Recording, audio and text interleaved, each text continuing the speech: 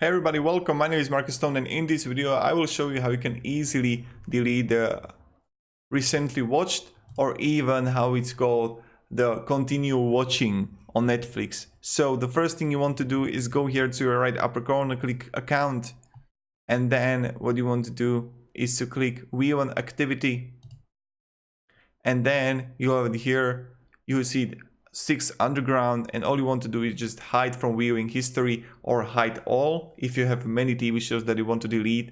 So when you're gonna click hide from viewing history, within the 24 hours 6 underground will no longer appear in Netflix service as title you have watched, and will no longer be used to make recommendations to you unless you watch it again. So this is how it works, and now it won't be recommended. I won't see it here, but let's see that I'm going to click Irishman. Okay, so again, oh my god, Irishman, such a good TV show, and I will leave it here.